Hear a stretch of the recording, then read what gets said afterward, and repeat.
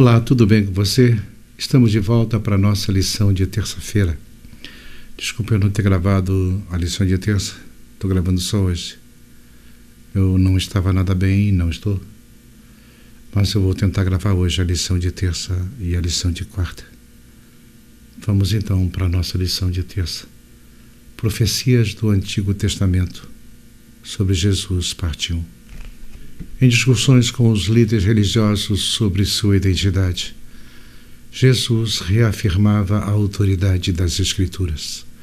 À primeira vista, poderia parecer desnecessário que ele fizesse isso, pois os líderes religiosos já acreditavam na Bíblia. No entanto, mesmo diante deles, Jesus enfatizava a autoridade das Escrituras e o fazia para mostrar-lhes quem ele era, não importando quão duros fossem aqueles corações, apesar de quanto tentassem lutar contra a atuação de Deus.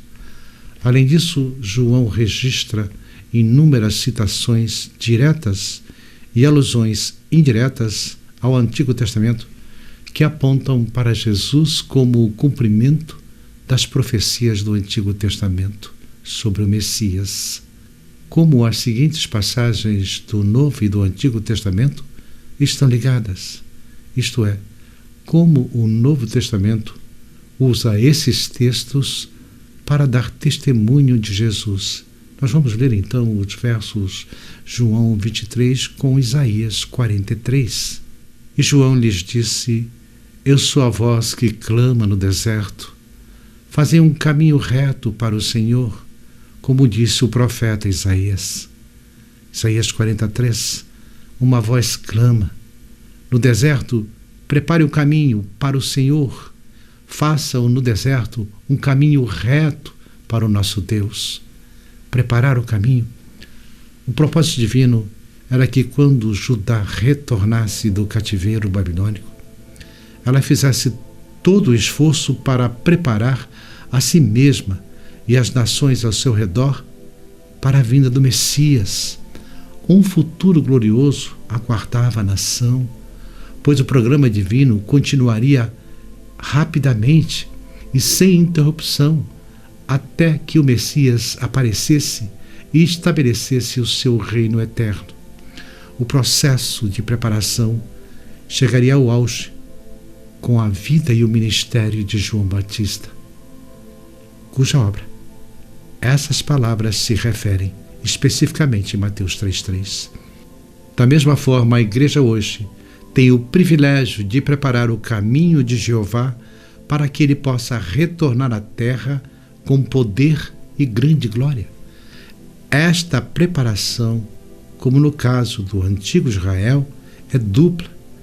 Em primeiro lugar, consiste na transformação de caráter e, em segundo lugar, na proclamação das 3 mensagens angélicas a toda a humanidade. Vamos ler João 2,16 e Salmos 69,9. Aos que vendiam pombas disse: tirem estas coisas daqui. Parem de fazer da casa do meu pai um mercado. Salmo 69,9. Pois o zelo pela tua casa me consome, e os insultos daqueles que te insultam caem sobre mim. O zelo pela casa de Deus, o santuário, era objeto de zelo do salmista. Davi mostrou o seu zelo ao mover a arca para o monte Sião, 2 Samuel 6:12-19, ao querer construir uma morada permanente para o Senhor em Jerusalém, 2 Samuel 7:2, ao reunir materiais para a construção dos edifícios que não lhe foi permitido construir, mas sim dar instruções a Salomão a respeito do templo. Jesus desejava fervorosamente que a casa de seu pai fosse usada exclusivamente para o propósito a que foi construída. Êxodo 25:8-9. Isso me consome, isso me devora. A lealdade a Deus era uma paixão em Jesus que o consumia. E assim deve ser hoje no nosso caso. Vamos ler João 7,38 e Jeremias 2,13. Quem crer em mim, como diz a Escritura, do seu interior fluirão rios de água viva. Jeremias 2,13. O meu povo cometeu 2 crimes. Eles me abandonaram, a mim, a fonte de água viva, e cavaram as suas próprias cisternas, cisternas rachadas, que não retêm água. Em Jeremias, fonte de águas corrente e águas vivas, as cisternas quebradas, rotas, porque a água sempre foi escassa no Oriente Próximo. Qualquer pessoa que possuísse uma fonte de água viva seria tola se trocasse por uma cisterna quebrada, cheia de água estagnada. Em João, Jesus toma para si como a fonte de água viva. Por isso ele fala bem alto e em bom som: quem tem sede, venha a mim e beba. Aquele que crer em mim, aquele que tiver fé em Cristo. Vamos ler João 19,36 e Números 9,12.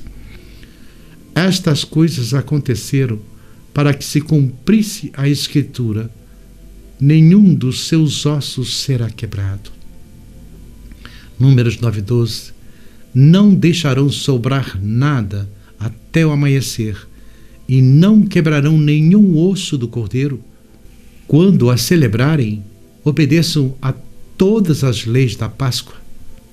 Está claro que na frase não quebrarás os ossos, este preceito mostra claramente que o Cordeiro Pascual era um símbolo de Cristo, que isso era entendido como tal.